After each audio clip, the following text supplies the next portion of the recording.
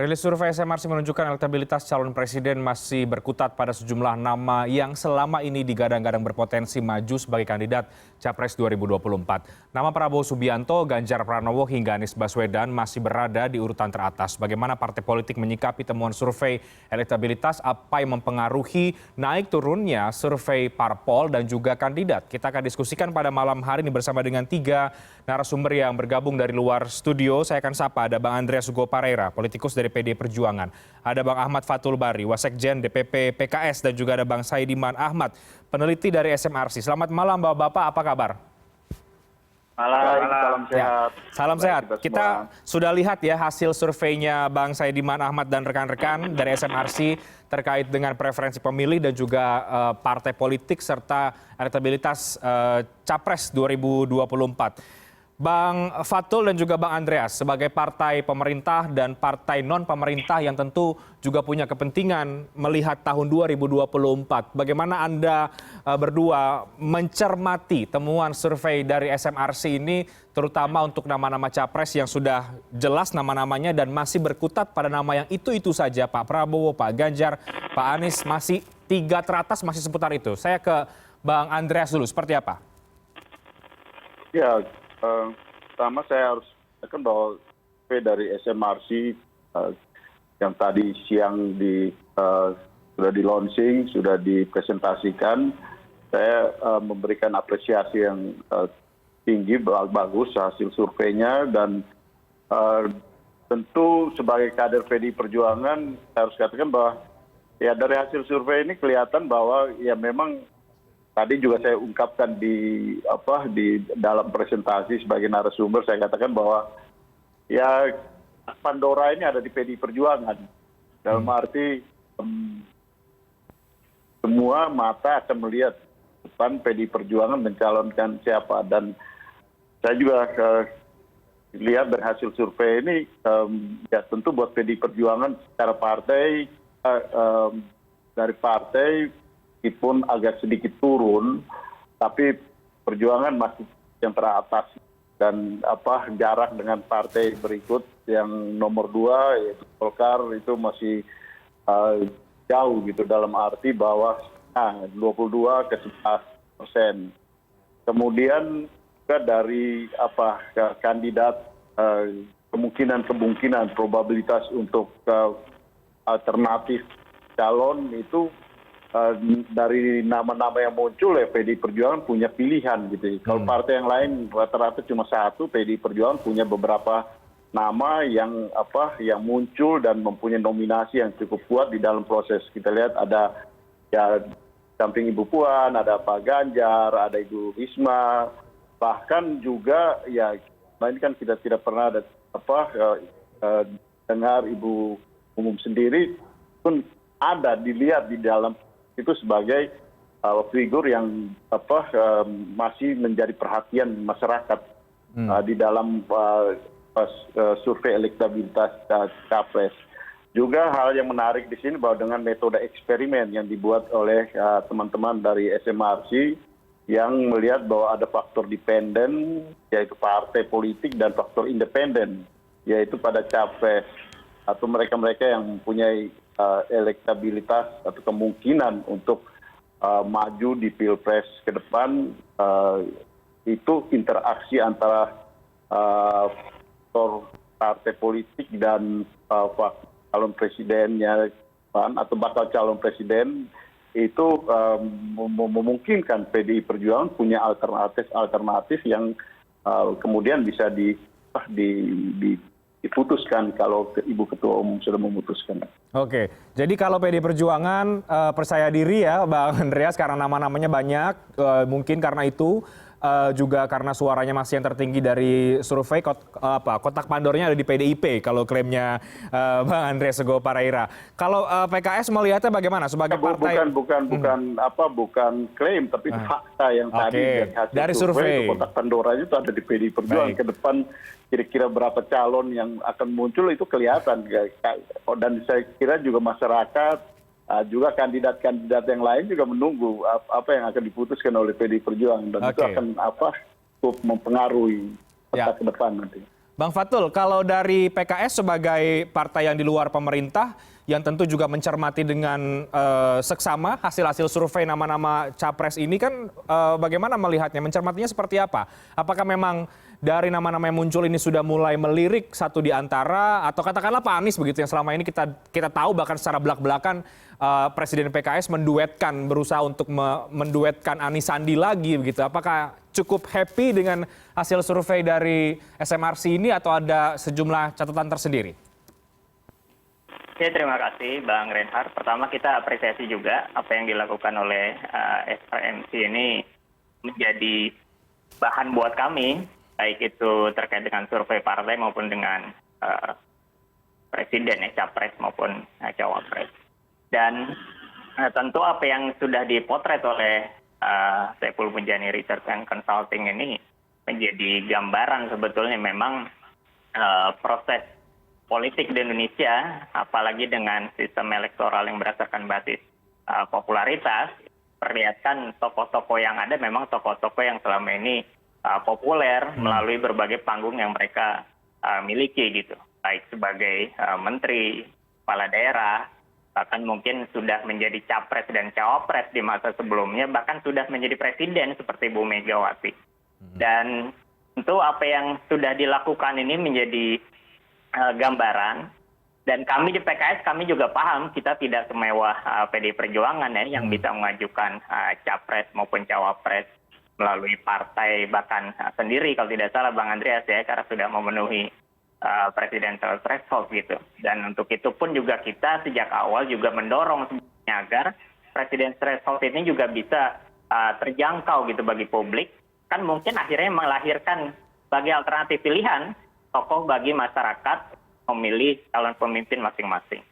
Tapi tentu dengan hal tersebut kita coba melihat bagaimana selama ini apa yang kita lakukan juga di PKS, kami juga melihat bahwa aspek capres, cawapres itu cukup penting bagi partai politik, apalagi pemilunya itu dilakukan bersamaan, tentu ini menjadi hal yang penting untuk kita lakukan juga untuk mencalonkan dan mengusung dari internal kader PKS. Dan itu pun juga seharusnya menjadi gambaran buat demokrasi Indonesia, harusnya juga memperkuat partai politik sebagai kawah gitu, tempat untuk melahirkan para pemimpin-pemimpin yang memang melalui proses yang cukup panjang dan juga sudah melalui proses kaderisasi politik, sehingga orang-orang di partai politik seharusnya menjadi orang-orang terbaik untuk menjadi pemimpin bagi Indonesia. Cuma karena basis popularitas tentu kita menyadari hal ini juga perlu dipertimbangkan gitu secara aktif. Baik, Bang Fatul, meskipun ya tadi Anda sudah singgung ya soal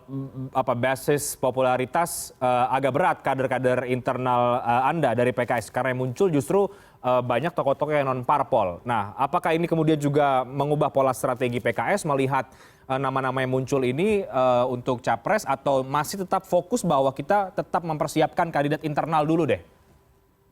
Ya, pertama tentu tiket tetap ada di partai politik gitu.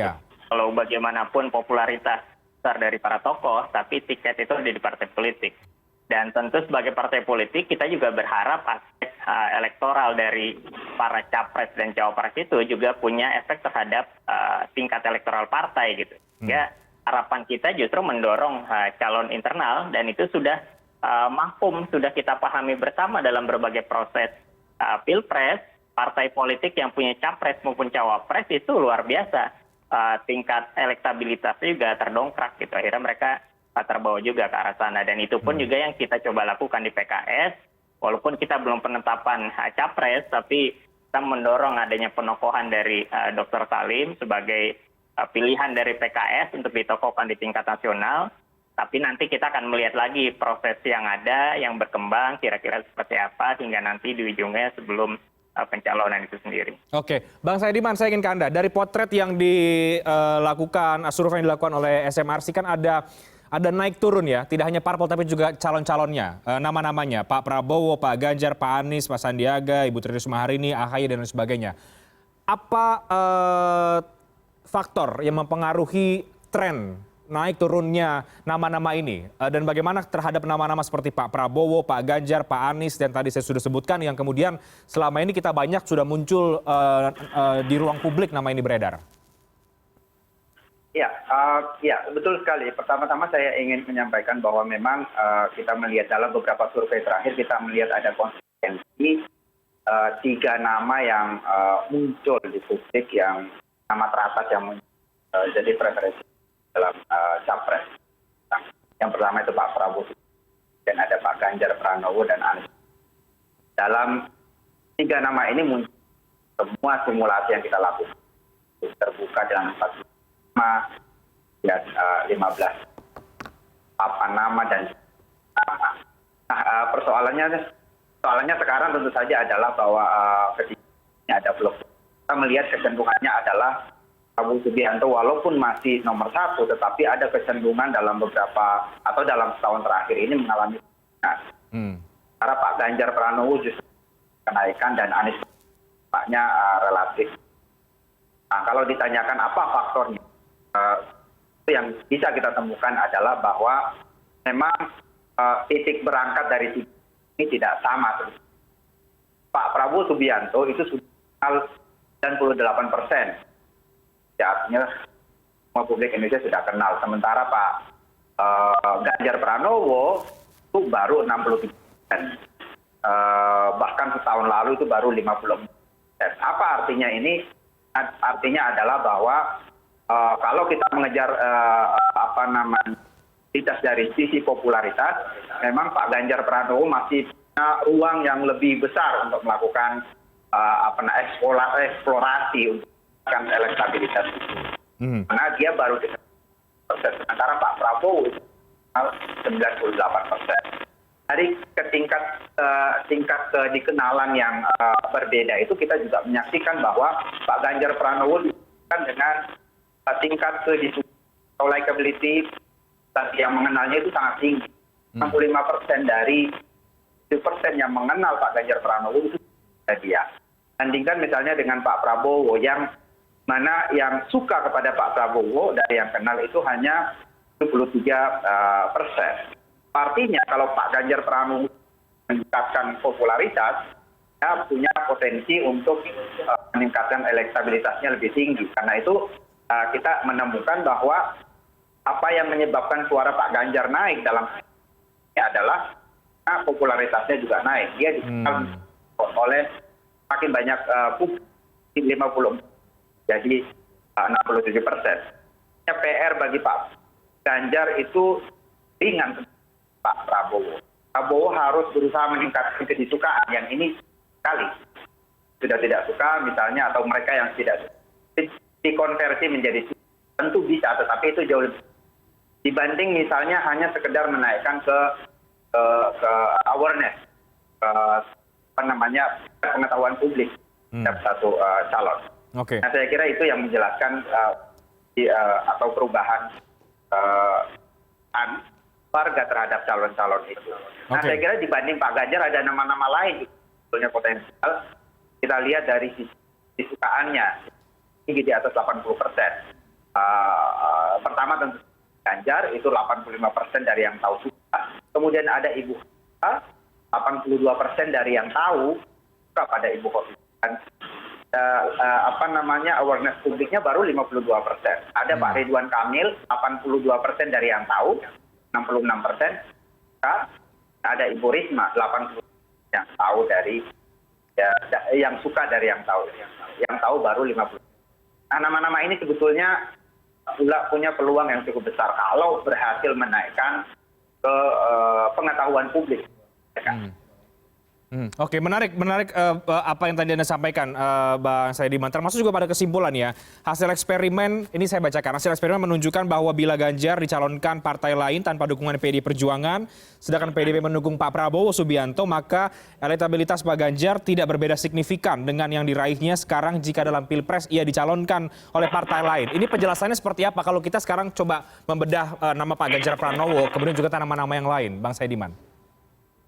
Ya, ini eksperimen yang kita lakukan ini bahwa dibanding keputusan partai, nampaknya publik lebih cenderung melirik atau menjadikan capres atau kualitas personal dari capres itu sebagai asas utama di dalam menentukan pilihan. Jadi kalau ada seorang capres dicalonkan oleh partai yang dia pilih, maka dia tidak akan peduli terhadap partai itu. Dia akan cenderung memilih capres tersebut. Nah, lagi-lagi ini artinya bahwa yang penting dalam preferensi pemilih itu adalah si capresnya itu. Dan di dalam sosok capresnya itu terkandung misalnya soal integritas, soal kedekatan dia dengan, soal apakah dia pernah korupsi. Ya, kalau publik menilai satu sosok dan kemudian dekat dengan rakyat, apapun keputusan partai itu tidak mereka lebih ke sana. Jadi ini artinya pemilih kita rasional. Yang lebih penting juga mungkin ini juga warning bagi partai politik. Kita juga menemukan dalam studi eksperimen bahwa kalau satu partai satu kandidat itu berbeda dengan keinginan mayoritas dari pemilih partai itu, ada partai tidak memilih calon yang diinginkan oleh publik itu, maka itu bisa menggerus suara partai dalam pemilihan legislatif. Catatan penting partai politik. Oke, baik Bang Fatul dan juga Bang Andreas, bagaimana? Tiket boleh ada di capres, tapi ada konsekuensi logis juga yang tadi disampaikan oleh Bang Saidiwan. Kalau kemudian partai mencalonkan orang-orang yang tidak kemudian dipilih oleh publik dalam mungkin survei dan lain sebagainya, justru ini bisa menggerus suara parpol itu sendiri. Bagaimana kemudian parpol menyikapi soal ini? Kita akan coba diskusikan usai jeda. Kami akan segera kembali sesaat lagi.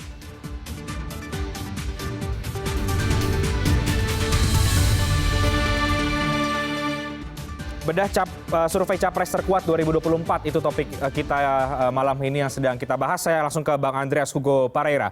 Bang Andreas, PDIP punya banyak nama alternatif dari survei dari kader-kader internal. Tapi apa yang tadi disampaikan oleh Bang Saidiman juga menarik. Siapa yang akan dipilih oleh parpol akan berpengaruh terhadap suara parpol itu sendiri kalau yang dipilih tidak berdasarkan apa yang disukai oleh mayoritas publik. Katakanlah dari terpotret dari hasil survei begitu. Ini kan banyak nama nih, Bang Andreas dari PDIP. Apakah kemudian ini akan semakin sulit untuk memilih? Karena begini, kita tahu ada nama Pak Ganjar misalnya, tapi kemudian juga kita tahu juga nama Mbak Puan juga sempat digadang-gadang untuk dicoba untuk diperkenalkan kepada publik. Bagaimana memilih kemudian siapa yang akan dipilih ini berdasarkan apa biasanya dari PD Perjuangan? Ya, kalau kita lihat dari kemungkinan lebih mudah kan untuk memilih dari yang ada ketimbang memilih dari yang satu gitu. Saya berpikir untuk ke depan bagaimana mengatur strategi. Untuk kalau punya banyak pilihan itu kan itu lebih alternatifnya. Karena P ini kan memotret hari ini asumsi situasi itu ceteris paribus, artinya apabila semuanya berjalan tetap gitu kan. Sementara kita tahu politik itu dinamis gitu. Dan ini semua bisa jadi ada faktor-faktor X yang terjadi di tengah yang tidak bisa diantisipasi oleh survei. Dan itu mungkin saja terjadi. Misalnya dari soal faktor X apa nih, Bang? Soal korupsi, soal dan yang lain-lain yang menyangkut performance daripada tokoh yang ada yang muncul di permukaan di dalam proses kandidasi ini.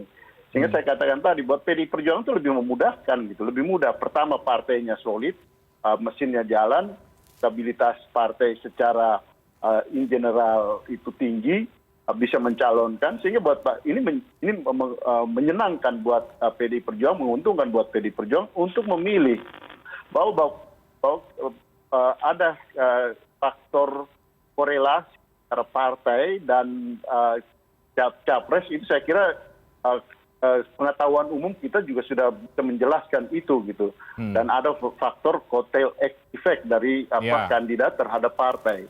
Dan sehingga itu semua faktor pasti harus diperhitungkan. Bahwa soal nama itu akan muncul kemudian gitu. Tetapi dari survei ini memberikan gambaran bahwa kemungkinan itu buat PDI Perjuangan sangat terbuka.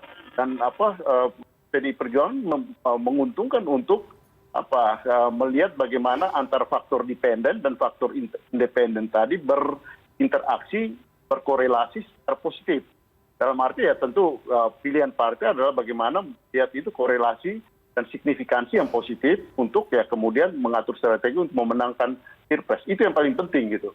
Kita tidak bicara dulu soal siapa pasti, karena ini situasi ini masih cukup jauh, dan kita tahu bahwa bagaimana keputusan calon presiden itu bisa jadi diputuskan ya menjelang pilpres itu gitu. Dan saya di PDI Perjuangan itu adalah hak prerogatif dari ketua umum. Tapi semua faktor itu pasti akan dipertimbangkan di dalam membuat keputusan ke depan. Oke, jadi Anda mau mengatakan bahwa meskipun ada nama-nama yang muncul dalam survei cukup populer, cukup elektabilitas tinggi, tapi karena politik itu dinamis, ada isu-isu yang kemudian juga bisa berpengaruh, mempengaruhi hasil survei, itu membuat bahwa apapun yang terjadi ke depan ini masih masih bisa ada perubahan, termasuk apa yang dipantau oleh PDI Perjuangan. Ya, tadi yang saya katakan tadi. Jadi survei itu adalah potret hari ini dengan asumsi situasi itu ceteris paribus. Ceteris paribus itu artinya apabila semuanya variabel itu tetap gitu. Sementara variabelnya sangat dinamis, bisa berubah gitu. Jadi faktor itu juga harus diperhitungkan dalam strategi antisipasi pembuatan keputusan gitu. Nah, sehingga ini adalah bahan masukan, refleksi melihat bagaimana antisipasi terhadap situasi ke depan. Dan saya kira semua partai politik akan melakukan itu gitu. Tapi yang pas PDI Perjuangan ini lebih menguntungkan. Kenapa? Karena ada alternatif, ada pilihan-pilihan. Di samping itu faktor dependen ada pada partai yang relatif kuat. Pertama, partainya solid. Kedua, PDI Perjuangan bisa mengusung sendiri gitu. Ya. Dan seperti yang tadi saya katakan tadi, realita itu menunjukkan bahwa juga kotak Pandora itu ada di PDI Perjuangan gitu. Semua orang menunggu bagaimana PDI Perjuangan membuka kotak Pandora itu, dan itu akan menentukan juga atau paling tidak mempengaruhi berapa kandidasi yang akan muncul ke depan gitu. Apakah 2, apakah 3, atau paling tinggi 4 gitu. Itu akan sangat tergantung bagaimana ya akan dipengaruhi juga, kalau sangat tergantung, tapi dipengaruhi juga oleh keputusan yang akan dibuat oleh PDI Perjuangan. Ya, ini buat PDI Perjuangan lebih memudahkan untuk menata bagaimana ke depan untuk sampai dengan proses pengambilan keputusan, sampai dengan kemudian bagaimana menata strategi untuk memenangkan Pilpres, kemudian juga bersamaan dengan waktu itu adalah pileg ke depan. Oke, jadi tidak serta-merta meskipun nama Pak Ganjar selalu disebut paling atas, lalu kemudian itu akan menjadi pilihan dari PDI Perjuangan, begitu ya Bang Andreas? Tidak artinya gini, kita tidak bicara soal nama. Nama itu penting, tetapi ya tadi faktor dependen dan independen itu memang ada pada partai dan ada pada nama. Tapi nama ini kan ada alternatif. Kemungkinan itu masih sangat terbuka untuk sampai pada proses pengambilan keputusan. Gitu. Dan inilah yang saya katakan tadi, ini menguntungkan untuk PDI Perjuangan di dalam proses. Karena asumsi kita tidak bisa mengatakan bahwa situasinya akan berjalan linear. Ya, oke. Baik, saya ke Bang Fatul. Kalau PDI Perjuangan belum, menurut Bang Andreas, belum saatnya kita bicara nama. Tapi PKS sudah bicara nama, bahkan mewacanakan duet Anies Sandi, sebuah keniscayaan. Apa ini tujuannya? Strategikah atau memang serius untuk menggarap atau mendekati Pak Anies sebagai calon yang mungkin diusung oleh PKS, Bang Fatul? Ya, pertama tentu kalau dari internal keputusan Majelis Syuro PKS kita sudah menetapkan penokohan ya, dan karena basisnya popularitas itu kita dorong terus. Yang kedua, tentu ini proses dari partai politik nanti juga sangat dinamis ya. Apalagi yang hanya punya kemewahan ngusung dengan satu partai, ini hanya PDIP gitu. Sehingga partai-partai lain ini butuh berkoalisi. Ketika pembicaraan koalisi tentu itu nanti akan bicara nama, popularitas, juga pilihan masing-masing partai sendiri. Dan yang ketiga tentu kita semua partai politik ingin menang dalam Pilpres. Jadi konteks survei yang dilakukan SRMC ini, apalagi dengan adanya metode eksperimental itu, menurut kami cukup menarik ya. Karena nanti juga akan coba kita olah gitu bagaimana segala kemungkinannya. Apa yang disampaikan oleh Presiden PKS kemarin tentang Anies Sandi, tentu ini sudah beliau sampaikan juga, apa yang beliau sampaikan maksudnya siapa. Tapi yang jelas nama-nama yang ada ini juga kan punya kedekatan masing-masing dengan partai politik, dan semua partai politik juga pasti menjalin komunikasi. Apalagi kita punya pengalaman juga memenangkan beberapa tokoh yang ada, ya tentu kalau basisnya popularitas, nama-nama tersebut juga tidak luput dari pantauan kami gitu. Sehingga nanti di ujung penentuan itu kita akan mempertimbangkan semua kemungkinan-kemungkinan tersebut gitu. Baik itu dengan Pak Anies misalnya, ataupun dengan Pak Prabowo, ya bahkan dengan Pak Ganjar sendiri gitu. Karena memang semua kemungkinan itu kan terbuka gitu. Oke, sebagai partai yang tidak bisa mengusung calon sendiri, apalagi partai oposisi di luar hanya bersama dengan Demokrat. Nah, dengan hasil-hasil survei ini, komunikasi politik dengan partai-partai lain bagaimana kalau menatap 2024? Karena kan tadi ada katakan semua partai pasti ingin menang. Untuk menang itu kan kemudian tangganya harus disusun dari sekarang, Bang Fatul. Ya tentu komunikasi ke semua tokoh itu kita jalin semua ya. Dan dalam berbagai kesempatan, forum-forum formal secara terbuka pun juga hampir semua tokoh tersebut, apalagi yang menjadi kepala daerah, itu juga selalu hadir dalam berbagai kesempatan. Pak Anies misalnya itu sering sekali hadir dalam kegiatan PKS, bahkan Pak Ganjar sendiri dalam Rakerwil PKS di Jawa Tengah, beliau pun juga memberikan sambutan.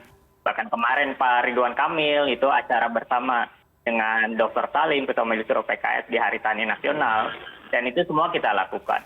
Jadi kalau dalam konteks komunikasi politik ke semua tokoh itu semua kita lakukan. Bahkan Pak tokoh teratas yang ada dalam survei SRMC ini hampir 4 nama tersebut pernah kita usung gitu. Dan mereka sebagian juga pernah menang semuanya gitu. Ada Pak Anies, ada Pak Sandi, termasuk juga Pak Ridwan Kamil, kita menjadi calon wali kota Bandung pun juga pernah kita usung dan kita pernah menang bersama gitu. Ya, dan juga pernah mengusung Pak Prabowo Subianto, jangan lupa Bang Fatul. Oh iya, maksud tadi kan konteksnya menang ya. Ya, oke. Saya bahkan Pak Jokowi juga kita dukung waktu di Solo ya Bang Andreas ya. Oke, saya ke Bang Saidiman. Bang Saidiman, pemilu 2024 ini sama dengan pemilu 2014 ya, tidak ada calon petahana. Selama ini kita disuguhkan dengan nama-nama yang tadi sudah kita bahas, itu saja yang kuat. Apakah masih ada peluang bahwa di luar nama-nama itu bisa tiba-tiba moncer melihat dinamika politik ke depan yang kalau tadi Bang Andreas katakan masih sangat dinamis? Iya, kalau kita berkaca pada 2011 ya, atau tahun sebelum pemilu 2014, mainannya mirip dengan saat ini. Setengah tahun keempat, tidak ada calon yang benar-benar tinggi elektabilitas. Pada 2011, Ibu Megawati pada survei Desember 19,8%.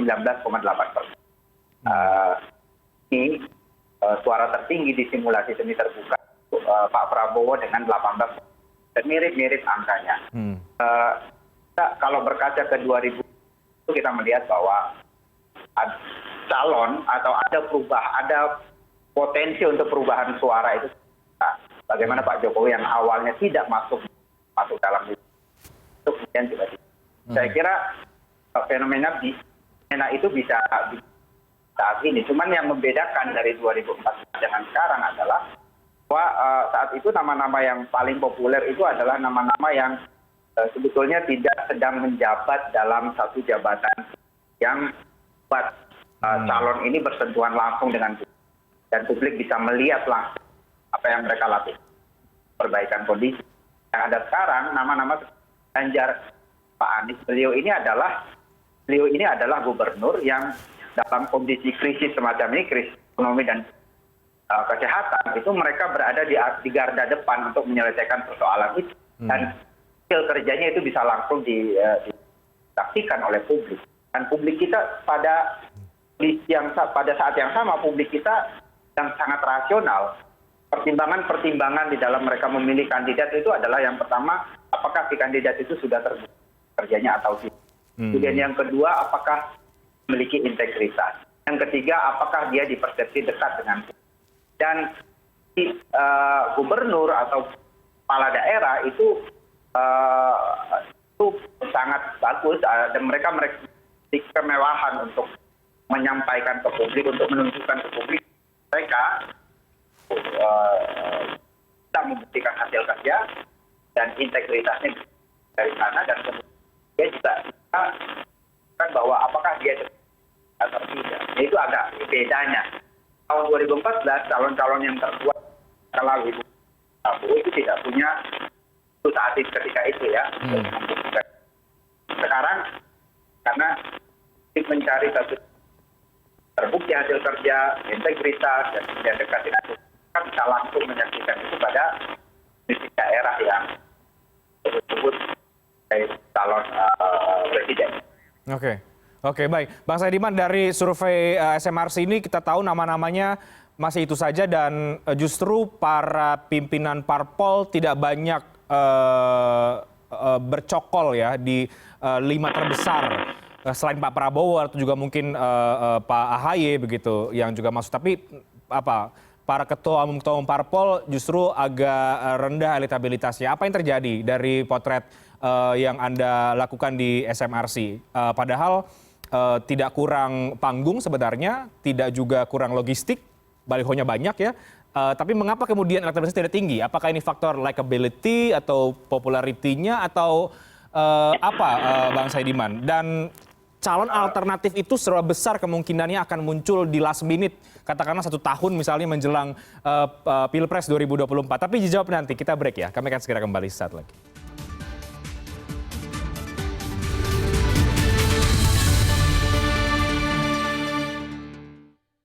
Baik, segmen terakhir tadi kita sudah banyak bahas bersama dengan Bang Ahmad Fathul Bari, Bang Andre Sugopare, dan juga Bang Saidiman Ahmad. Bang Saidiman, saya kembali ke Anda. Nama-nama ketua umum parpol, mengapa kemudian dari potret yang disurvei oleh SMRC juga tidak banyak ataupun tidak cukup tinggi elektabilitasnya, padahal tampaknya sudah berusaha untuk mengenalkan diri kepada publik, ada baliho politiknya, muncul di berbagai acara gitu. Apa yang terjadi?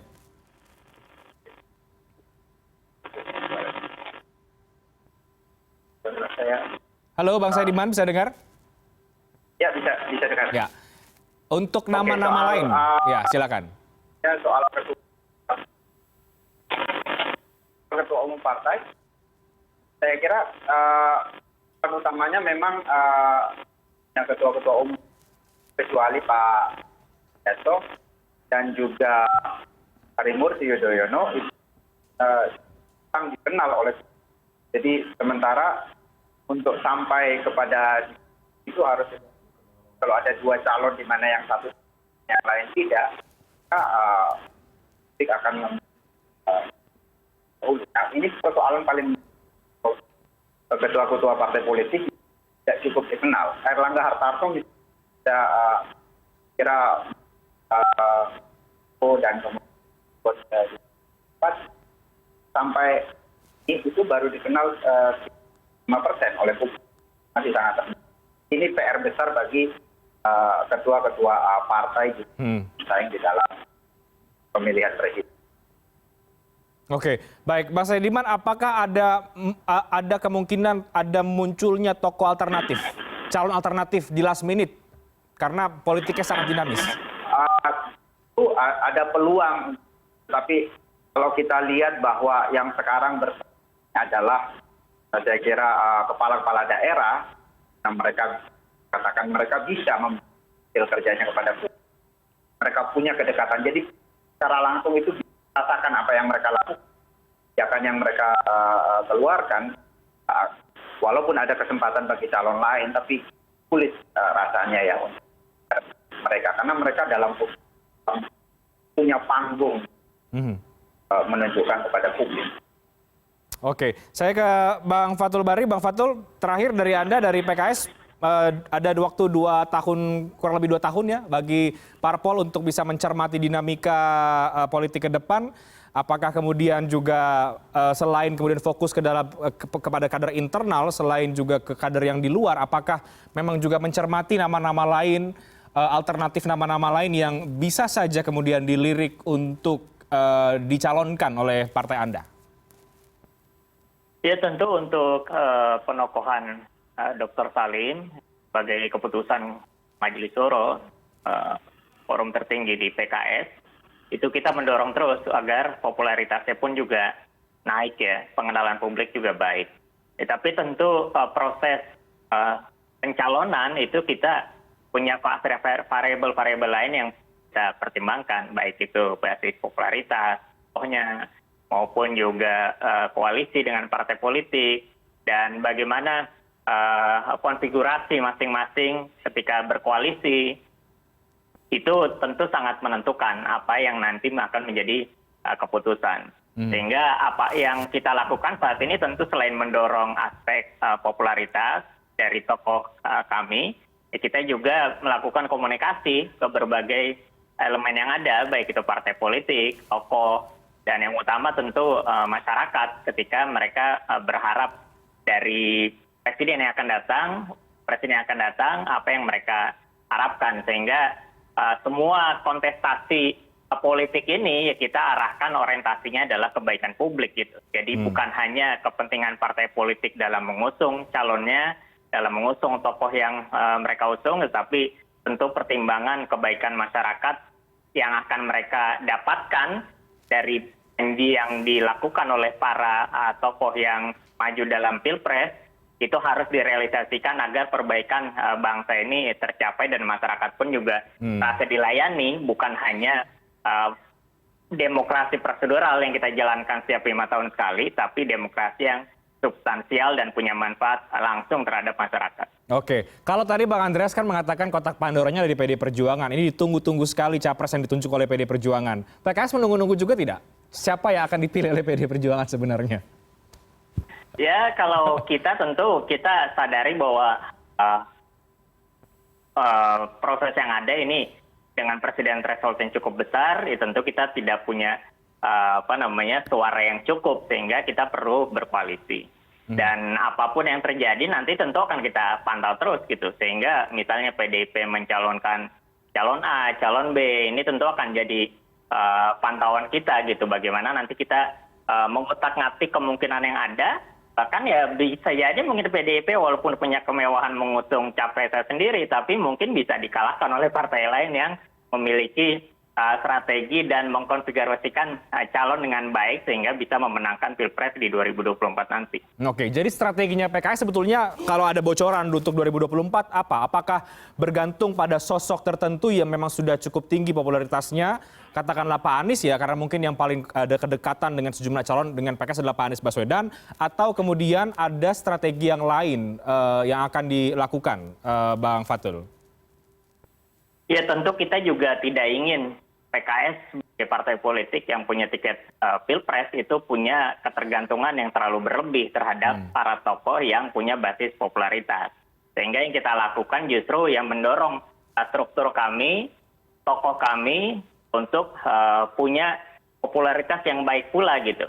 Kan nanti juga konfigurasinya juga bukan hanya calon presidennya, tapi kan ada calon wakil presidennya, juga memenuhi secara komplementer, memenuhi kebutuhan elektoral misalnya, baik itu tokoh yang agamis, tokoh nasionalis misalnya, daerah, tokoh dari Jawa, tokoh luar Jawa, itu kan tentu semua pertimbangan itu menjadi variabel-variabel yang kita pertimbangkan, dan kemungkinan apapun juga sangat mungkin, bahkan kita sangat berharap ya kita punya capres atau cawapres dari internal PKS, dan itu juga bisa bermanfaat secara langsung buat masyarakat nanti kalau terpilih, dan juga bermanfaat secara elektoral untuk PKS itu sendiri. Oke, Bang Andreas, kalau PD Perjuangan tangga politiknya ini disusun dari tahun ini akan seperti apa? Apakah memang bangunan koalisi itu akan berat ke Gerindra? Karena kita lihat, publik lihat juga ada kedekatan yang ditunjukkan bahwa antara PDIP dengan Gerindra, atau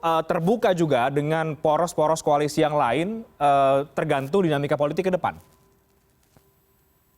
Kalau PDI Perjuangan pasti kita kerja serius mendukung pemerintahan Pak Jokowi ini, karena beliau adalah kader PDI Perjuangan, dan performance pemerintahan sekarang ini akan juga ikut menentukan bagaimana proses politik ke depan, termasuk proses Pilpres. Sehingga yang kami lakukan adalah dalam perintah dari umum, perintah dari partai, kita fokus pada kerja untuk mengatasi pandemi, mendukung pemerintah di dalam proses atasi pandemi dan situasi politik, situasi ekonomi, situasi sosial yang ada, sehingga ya ke depan pemerintahan ini berjalan dengan sukses sampai dengan 2024 gitu. Soal Pilpres itu nanti kita lihat di dalam proses. Alternatifnya cukup banyak. Jadi Perjuangan bukan hanya mendukung, tapi juga yang pasti mengusung. Dan ini yang kemudian membedakan dengan partai-partai yang lain. Dan juga kita lihat bahwa PDI Perjuangan punya ruang yang lebih terbuka untuk menata strategi, untuk mempunyai alternatif apa yang akan dilakukan di dalam proses pemilihan ke depan. Dan kita melihat bahwa hasil survei ini sebagai masukan yang bagus untuk partai di dalam susun strategi untuk ke depan, termasuk sebagai input untuk pertimbangan, tetapi ya tentu ini bukan satu-satunya gitu. Kita tahu bahwa perjalanan politik ini masih cukup panjang, dan apa yang dipotret hari ini itu bisa juga berubah, sehingga antisipasi termasuk terhadap damage control terhadap situasi yang akan datang juga harus kita lakukan untuk menghitung semua variabel-variabel akan terjadi pada tahun-tahun berjalanan. Oke, dan kalaupun ada calon yang akan diusung, itu bisa jadi kemudian akan di last minute ya, Bang Andreas. Bisa jadi kemudian nanti di ujung mendekati kemudian tahun politik itu sendiri. Iya, karena ya juga harus hal yang harus diperhitungkan itu adalah momentum yang tepat di dalam membuat keputusan itu juga akan menentukan bagaimana pilihan masyarakat ke depan nanti, sehingga terlalu awal itu tidak selalu tetapi juga tidak selalu baik gitu. Makanya saya katakan tadi, momentum yang tepat dengan keputusan yang tepat akan menentukan bagaimana akselerasi akumulasi dari keputusan itu menjadi stabilitas. Oke, tapi paling tidak apa yang dipotret oleh lembaga survei SMRC dan juga mungkin lembaga survei yang lain ini bisa menjadi masukan dan gambaran siapa saja kemudian calon-calon yang memang berpotensi untuk menjadi Capres 2024, karena masyarakat pun sebagai pemilih nantinya juga mungkin bisa mengkalkulasi dari sekarang siapa yang akan dilihat kinerjanya untuk dipilih pada tahun politik 2024. Terima kasih banyak Bang Andreas Hugo Pareira, Bang Saidiman Ahmad, Bang Ahmad Fathul Bari sudah bergabung dalam diskusi pada malam hari ini. Kita lihat momentum politiknya ke depan akan seperti apa. Terima kasih Bapak-Bapak, selamat malam, sehat selalu. Terima kasih. Terima kasih, salam sehat.